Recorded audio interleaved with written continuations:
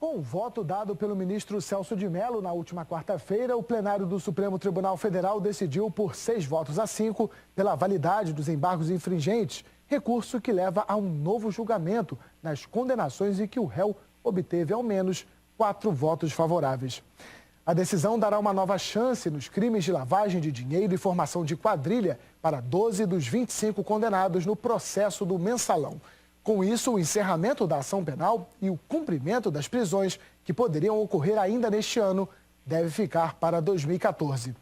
A aceitação pelo Supremo dos embargos infringentes poderá levar à mudança do regime de prisão do fechado para o semiaberto de 3 réus: José Dirceu, Delúbio Soares e João Paulo Cunha. Mesmo que os condenados não consigam absolvições, mas obtenham diminuição das penas, isso pode levar a prescrições, situação em que o condenado não pode mais ser punido em razão do tempo decorrido do cometimento do delito. Tiago Minajec é advogado criminalista e mestre em Direito Processual Penal e também professor universitário. Doutor Tiago, bem-vindo, muito bom tê-lo aqui. Tudo bem? Bom. Aliás, bem-vindo de volta à minha casa. Prazer todo estar aqui com a presença de todos. Eu acho que, na verdade, muito se falou das consequências, mas nada se falou da origem de tudo aquilo. Então, eu acho que tem 3 pontos essenciais que precisam ser explorados, que eu ainda não vi ser explorado, principalmente pela mídia. Que é a relação que é íntima, porém muito confusa entre direito, justiça e política. Muitas das vezes se mistura, muitas das vezes se confundem, mas são 3 conceitos completamente distintos que pode... Que deviam ser isentos e independentes, né? Até para a segurança pode e da lei. esclarecer muito bem as consequências desse julgamento. Não só desse, como de todos, porque esse é só mais um dentre vários que precisam ser realizados. Então, você dividir bem direito, justiça e política, talvez ajude um pouco a compreender, talvez não aceitar, mas pelo menos compreender melhor o ocorrido. Só para a gente acertar o placar aqui, você ficou surpreso? Que expectativa você tinha? Nem um pouco. Nem um pouco. Nem um pouco, até porque Pode haver embargo infringente do embargo infringente ou essa é a última rodada? Não. Deixa eu só pontuar, fechar o raciocínio deles que está extremamente correto que eles disseram. Existem 2 formas de decisões judiciais. A gente chama de monocrática, que é proferida por um juiz, e o colegiado. Colegiado é quando você tem... Então, a primeira instância, geralmente, monocrática. Só para a gente... Não existe embargo infringente. Mastigar um pouquinho mais, não existe. Por exemplo, existem os... Como é o nome daquele grupo de pessoas que vêm da comunidade? Jurados. Os jurados. Existem os jurados e o juiz profere a sentença. Os jurados é apenas para Aquela é a primeira instância. Esquece os jurados. Os jurados é a parte. Tá. Não tem nada a ver com os jurados. O que acontece é o seguinte, processo de primeira instância... Eu só estou querendo qualificar, para quem está em casa com a gente, aquilo que a gente... Para vocês é ultra familiar. Eu só estou querendo... de alguma forma, caracterizar as instâncias. Então, aquela que tem os jurados, que a gente conhece mais comumente, geralmente é a primeira instância. É a primeira instância. Então, na primeira instância, você tem o juiz, nas instâncias superiores, você tem os colegiados, que são formados por desembargadores ou por ministros. Ponto. Então, quando alguém não está satisfeito com uma sentença na primeira instância, ele recorre e vai para a próxima superior. Isso. Da instância superior, da segunda instância, para as instâncias a nível nacional, STJ, STF, o voto é por colegiado. Colegiados são 3 ou mais ministros votando. Ponto. O que acontece é o seguinte, e aí onde entram os embargos infringentes? Veja bem, em primeira instância, voto monocrático não tem embargos infringentes. Simplesmente você recorre. Por isso que todo mundo fala, o pobre não tem dinheiro, mas é que realmente é uma questão da justiça. Os embargos infringentes significam o seguinte, quando você tem um colegiado, 3 desembargadores do tribunal votando, e você tem um voto, tá, que conforme, por exemplo, a defesa, porque embargo infringente é um recurso exclusivo da defesa. Quando você tem um voto favorável à defesa, começa a criar a dúvida que o meu amigo falou. E aí começa a se questionar o seguinte, bom, se tem um julgador que disse que possivelmente a defesa tem razão, vamos reanalisar a matéria com base no que este voto falou. Não reexaminar tudo. A não ser que esse voto dê total razão. Ou simplesmente rejeitar. Vai ser uma reanálise da matéria pelo próprio tribunal. Não, isso aí eu acho que todo o Brasil já entendeu. O que nos preocupa é justamente, por exemplo, normalmente o prazo é de 15 dias, que dessa vez parece que foi dado um prazo duplo, de modo que será 30 dias o tempo que a defesa tem. É isso mesmo? Para interpor, para apresentar os embargos. Isso. Ok. Então, essa questão de prazos, para que a gente sabe que finda sendo formas de alguma forma de postergar, é isso mesmo? Deixa eu tentar. Vamos supor que eu estou defendendo um dos réus. E eu alego 3 teses defensivas. Negativa de autoria, alguma legítima defesa e alguma outra excludente qualquer. Um dos votos acatou e deu razão a uma tese defensiva minha apenas. Então eu vou refazer o recurso, que é os embargos infringentes, com base nessa única tese. Só nisso, ponto. E isso, no atual processo, não interfere absolutamente nada no prazo prescricional, como algumas pessoas ventilaram. Então não tem perigo de prescrever. Não tem perigo de prescrever, porque o prazo prescricional para esses crimes é muito longo. Parece, não tenho certeza, que o prazo mais próximo são 7 anos. Daqui 7 anos ainda. Então não corre esse risco. O que vai acontecer é uma reanálise que é legal. Aí entra a questão de você diferenciar direito, justiça e política. Eu sempre falo isso em sala de aula. Nem tudo que está na lei é justo. Está na lei, você até cumpre, mas você questiona. Porque a justiça é dar a cada um que é seu. A justiça ela pode até decorrer da lei, mas não necessariamente ela decorre da lei. Talvez seja essa sensação popular hoje. Uma sensação de injustiça que decorreu da lei. Mas sabe, doutor Tiago, e com isso nós temos que ir ao intervalo. Eu acho que a questão que mais causa revolta, e com razão, é o fato de que, de alguma forma, a lei, ela parece que não é igual para todos. É isso que me preocupa. Essa ânsia de mostrar a seriedade da justiça, você atropelar direitos da pessoa. Mas em certos casos. Não, mas você mas esse abre caso a brecha. não ficou provado? Os caras não confessaram que, enfim... Olha só, confessar... Alguém tem dúvida? Confessar sobre tortura, eu acho que eu confesso qualquer coisa. Sobre tortura, você fica submetido aos caprichos. Mas ele ficou preso? Isso é verdade. Antes da condenação. Só um dado para corroborar aqui, principalmente essa questão política. Existe um projeto de lei no Senado do novo Código de Processo Penal. PLS 156 de 2009. Está lá, acessa pela internet, tudo bonitinho. Ocorre o seguinte, está previsto no projeto de lei os embargos infringentes.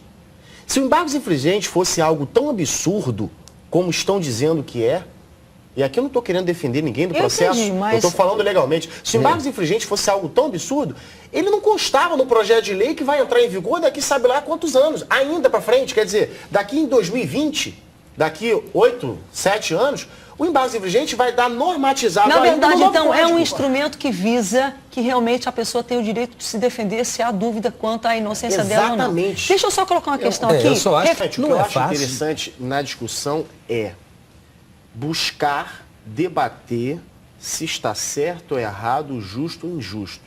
O que eu discordo plenamente é, por exemplo, independente do réu, independente do processo, de no curso do processo querer mudar a regra e pegar quem está ali de surpresa. Porque isso você abre precedente. Então não é nenhuma aberração. Fica claro que o instrumento do embargo infringente é algo nenhuma. Criou-se um monstro como se o embargo infringente fosse algo que tivesse surgido agora, justamente para beneficiar politicamente. Vamos avançar um pouquinho. A partir do ponto que a gente sabe que foi acatado o embargo infringente, a gente sabe que não pode haver embargo do embargo, então essa é a última rodada. Ok. Número 1. Número 2. A questão, você falou que não é todo o processo que vai ser novamente debatido, mas sim aqueles específicos. Vou falar isso aí não está. Não, o que especificamente gira em torno do embargo infringente foi o seguinte, a pena do Mas a mídia não está bem passando isso não. Então, essa é a questão, e muitas pessoas, em sala de aula eu falo, gente, quem é a favor dos embargos infringentes? Eu sou contra. O que é embargos infringentes? Não sei. Porque o que acontece? É difícil. A discussão central desse processo está no crime de formação de quadrilha. Eu não me recordo o ano. Eu sei que houve uma alteração legislativa na década de 90 que era uma pena inferior à atual, né? Então dizia o seguinte, bom, se o crime foi praticado no período da pena menor, a pena a ser aplicada seria a pena menor. Não agora a pena maior. Claro, porque... a discussão é exatamente... Então, se suponhamos que esse seja o único ponto divergente no julgamento do mensalão, os embargos infringentes vai girar em torno apenas disso. Os embargos infringentes vai girar em torno apenas disso. Não vai ser rejulgado toda a matéria que já foi analisada. Entendi. Então, essa questão a ser debatida, ponto, está limitada. E isso dificilmente vai gerar consequência numa prescrição, numa absolvição. Não é isso. Entendi. Mas é passado como se fosse isso. Bem, uma coisa é certa. Às vezes as pessoas estão achando que vai voltar à baila se o cara, se o indivíduo ou a pessoa será nova, poderá, digamos assim, ser... Porque todos foram condenados. Okay. Então, as condenações se mantêm. Sim, sim. Vai ser uma questão de apenamento. Praticamente sim. Não, olha só, eu estou especulando, eu não tive acesso ao processo, não sei o que foi debatido no processo. Mas, basicamente, a discussão gira em torno disso. Mas é passado como se todo o processo fosse rediscutido. Não, que vai tudo começar do zero de novo. Agora, uma coisa é certa, só para fechar essa questão do julgamento, uma coisa é certa. A partir do momento, o embargo infringente, ele sempre foi julgado pela mesma corte que proferiu o primeiro julgamento. Então, o fato do STF julgar os próprios embargos infringentes também é normal. Se fosse no Tribunal de Justiça do Estado do Rio de Janeiro, a Câmara que julgou, a segunda instância que julgou a apelação e vai julgar o embargo infringente é a mesma. Então isso não muda. O que não pode acontecer após o embargo infringente é outro recurso. Primeiro, que não tem instância acima, ponto. Certo. E segundo, que não há nenhum outro mecanismo recursal previsto. Acabou. São os embargos de declaração. Tecnicamente, o doutor Fábio está perfeito. Thiago. E muito... Thiago. Disso. Existe alguma questão? Existe. O meu grande receio como advogado e professor, como profissional da área, é você caçar direitos... Explica, posso te pedir um favor, doutor? Claro. Explica para o nosso telespectador, então, o que é jurisprudência? O que isso significa? Jurisprudência? Jurisprudência são decisões referentes a determinado ponto que outros juízes em outros processos podem se valer de forma similar. Então, geralmente, o Supremo Tribunal, o que ele decide, finda sendo um exemplo bom que aplica para todo mundo. Não que o juiz em instância inferior tenha que seguir, mas pode ser um ponto de orientação para que ele, poxa, se a jurisprudência está caminhando nesse lado, parâmetro jurídico. Pode ser um parâmetro. Então, o que acontece? A minha grande preocupação é você caçar direitos fundamentais, porque o recurso, o direito de recorrer, é inerente, isso é direito fundamental da pessoa humana, qualquer pessoa humana. E a minha preocupação disso é você, no meio de um processo, muda a regra, tira os embargos infringentes, eles não são mais cabíveis, e a consequência disso nas instâncias inferiores, para quem não tem condições, por exemplo, de contratar advogados tão competentes como os desse processo de mensalão têm. E aí o que acontece?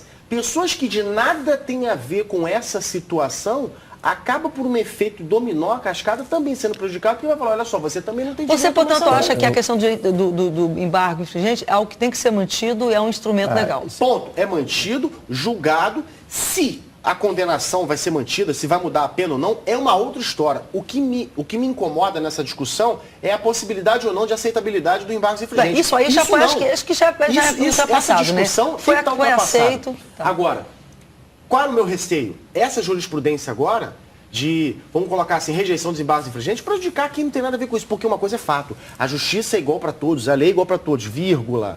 Para quem tem condições de contratar um advogado competente, que saiba o que está fazendo, que contrata o doutor Cacau, que sabe o que está fazendo.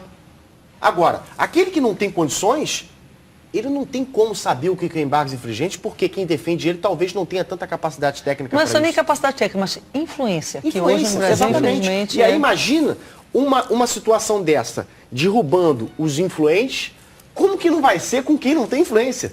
Vai se atropelar. Meu compromisso, como advogado e como professor, é com os direitos fundamentais da pessoa humana.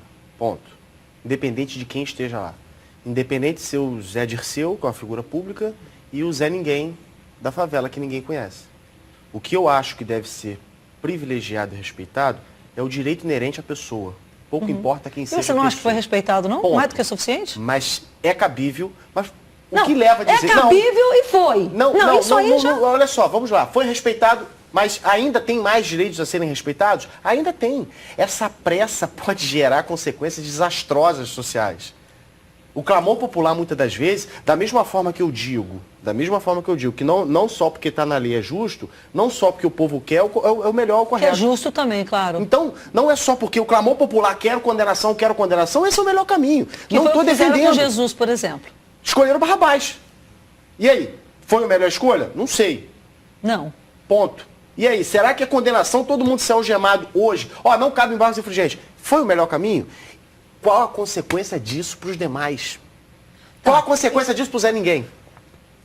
Desastrosa. Porque se o Zé Dirceu não teve o direito respeitado, o Zé ninguém muito menos vai ter. Não, mas aí é que tá, doutor Tiago. O senhor me desculpa. Ele teve. Faça a mim um favor. Não, olha só, eu não estou defendendo o Zé Dirceu. Eu não estou defendendo. Não, e nem eu estou querendo ser a voz dele. O que eu estou dizendo para você é que se o parâmetro do Zé Ninguém pro Zé Dirceu, coitadinho, né? Vamos lá, meu irmão. O cara teve mais do que direito. O que eu creio, no entanto? Eu creio que, levando em conta então, tudo que nós ouvimos aqui, de alguma forma eu estou alentada. Sim, abre o debate, né? Porque por que eu digo que eu me sinto um pouco mais alentada? Porque eu estou vendo que há todo um trâmite burocrático, judicial. Sempre existiu. Que tem o seu motivo de ser. Que sempre existiu. Agora, a expectativa... E eu vejo que vocês não estão tendo tanta expectativa, pois eu tenho, de que os embargos sejam e algum tipo de pena seja aplicada no sentido, não do desejo popular por sangue, mas de que efetivamente haja um final, closure, que a coisa termine. Tiago Minagé, muitíssimo grata. Eu que agradeço. Eu sempre brinco, duas questões. Eu digo que eu sempre sou minoritário. Ser majoritário é só mais um. Minoritário eu sou diferente. Então, aqui não foi diferente. Aqui as minhas opiniões normalmente foram discordadas. Mas eu acho isso bacana, eu acho isso interessante. Democracia, sim. Eu creio que foram algumas, a maioria. Democracia é essa troca de informações. A gente, quando debate, a gente se entende. No final, por mais que a gente discorde, continuamos certos. Quando a gente briga, ninguém está certo. Aliás, essa é uma das questões, eu creio, Tiago, que falta e faz parte do jogo, do crescimento, da educação, do enriquecimento do nosso querido Brasil. Claro, falta muita informação. A população é muito desinformada e muitas das vezes toma partido, às vezes, por falta de informação. E a informação ela é construída. Acho que é importante o nosso telespectador entender isso. Não é você ouvir o assunto uma vez, entendi. Não, você ouviu a opinião de uma pessoa. Exatamente. Você tem que ouvir, ler. Eu leio uma revista, isso aqui é verdade. Não, é a opinião daquela revista. Eu assisto um jornal X do Brasil, mas é o principal do Brasil. Mas é a opinião dele. E às vezes, se você ficar bem atento, você vai ver que o outro disse muito parecido, mas tem um detalhezinho outra coisa. E a partir daí você tem que construir a sua opinião. E eu sempre digo o seguinte, falo isso para meus alunos, normalmente eles esperam muitas respostas minhas, né? E não tem. Eu trago questionamentos.